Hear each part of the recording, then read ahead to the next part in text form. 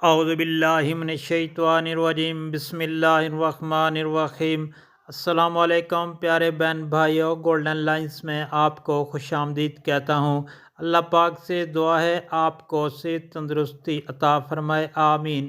پیارے دوستو، حضرت صالح علیہ السلام کی قوم سمود کی نافرمانی۔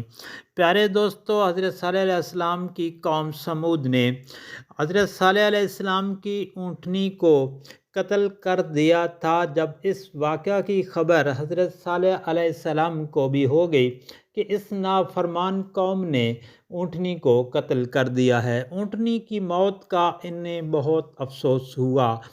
حضرت صالح علیہ السلام رنجیدہ ہوئے، قوم سمود سے بولے، مجھے جس بات کا خوف تھا وہی ہو گیا، اب تم خدا کے عذاب کا انتظار کرو جو 3 دن کے بعد آ کر تم کو تباہ و برباد کر دے گا۔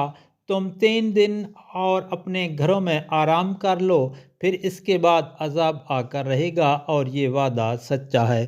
قوم سمود کا وقت خراب ہو چکا تھا، اس بنا پر ان کو کوئی نصیحت اور تنبیہ کارگر ثابت نہیں ہو رہی تھی۔ عذاب کا سن کر وہ ہنسے اور پوچھنے لگے، یہ عذاب کیسے آئے گا اور کہاں سے آئے گا؟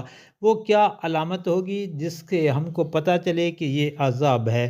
حضرت صالح علیہ السلام نے عذاب کی علامت بتاتے ہوئے کہا کہ تم سب کے چہرے زرد ہو جائیں گے، چاہے وہ مرد ہوں، عورت ہوں، بچہ ہو یا بوڑھا ہو، کوئی بھی اس سے بچ نہ سکے گا۔ پھر ایسا ہوگا کہ سب کے چہرے سرخ ہو کر سیاہ ہو جائیں گے، اور وہ دن ہوگا کہ تمہاری زندگی کا آخری دن۔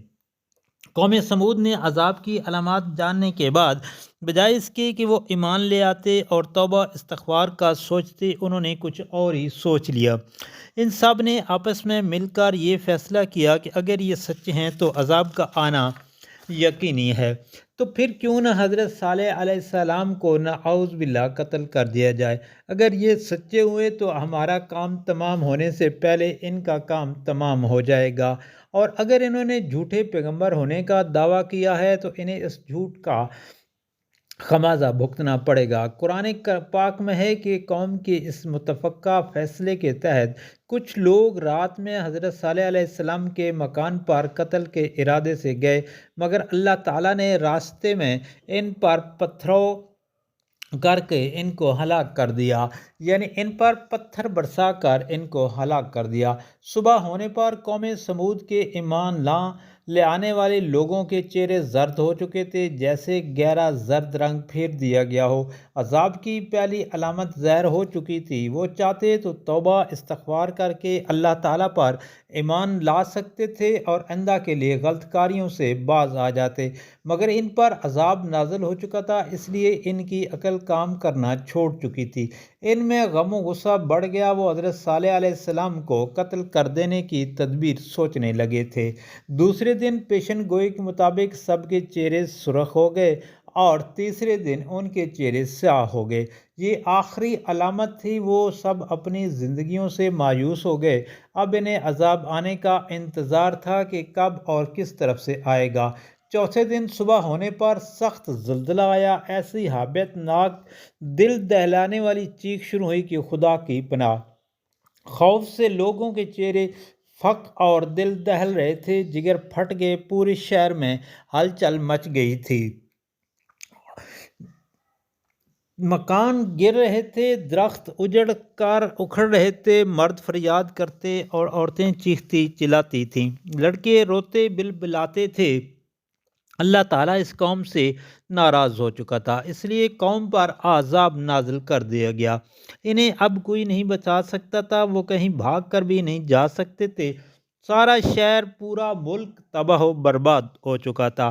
حضرت صالح علیہ السلام نے اپنے ساتھ ایمان لانے والوں کو لیا اور اس شہر سے نکل گئے۔ نکلتے ہوئے وہ بڑے اداس تھے اور غمگین آواز میں قوم کی طرف دیکھتے ہوئے کہنے لگے، اے میری قوم، میرا فرض تھا کہ میں تم کو سمجھاؤں اور میں نے سمجھایا، کبھی پیار سے کبھی ڈرا کر سمجھایا، نصیحت کی، اپنے پروردگار کا پیغام پہنچاتا رہا، مگر تم نے میری باتوں پر خصوصی توجہ نہ دی اور نہ ہی میری بات سن کر ایمان لائے۔ اے قوم تم میری باتوں کو سنجیدگی سے سن کر مان لیتے اور میری اطاعت قبول کر لیتے تو اس شہر پر کبھی عذاب نہ آتا۔ بعض روایت میں ہے کہ نبی کریم صلی اللہ علیہ وآلہ وسلم نے ارشاد پاک فرمایا، قوم سمود پر جب عذاب آیا تو ان میں ایک شخص کے سوا کوئی نہیں بچ سکا تھا۔ یہ شخص اس وقت حرم مکہ میں موجود تھا۔ اللہ تعالیٰ نے حرم کے احترام کے سبب اس وقت اسے عذاب سے بچا لیا۔ جب وہ شخص حرم سے نکلا تو وہی عذاب جو کہ اس کی قوم پر آیا تھا اس پر آ گیا اور ہلاک ہو گیا۔ حضور اکرم صلی اللہ علیہ وآلہ وسلم نے لوگوں کو مکہ سے باہر ابو الخال کی قبر کا نشان بھی دکھایا اور یہ بھی فرمایا کہ اس کے ساتھ ایک سونے کی چھڑی بھی تھی، وہ بھی دفن ہے۔ صحابہ کرام رضوان اللہ علیہم اجمعین نے قبر کھودی، سونے کی چھڑی مل گئی، وہ چھڑی نکال لی گئی۔ طائف کے باشندے بنو ثقیف اس ابو الخال کی اولاد ہیں۔ اللہ تعالیٰ سے دعا ہے مجھے آپ کو اللہ تعالیٰ کی نافرمانی سے بچائے اور آپ کو حفظ و امان میں رکھے، اور آپ سے گزارش ہے کہ ویڈیو کو آگے دوستوں، گھر والوں، عزیز و اقارب اور سوشل میڈیا پر لازمی شیئر کریں تاکہ زیادہ سے زیادہ لوگوں کا بھلا ہو اور سب کو قوم سمود کی نافرمانی کا پتہ چل جائے اور تمام لوگ اللہ تعالیٰ کی اطاعت کرنے لگیں اور اللہ تعالیٰ پر یقین قائم ہو جائے۔ اللہ تعالیٰ آپ کی پریشانیاں دور فرمائے، آمین یا رب العالمین۔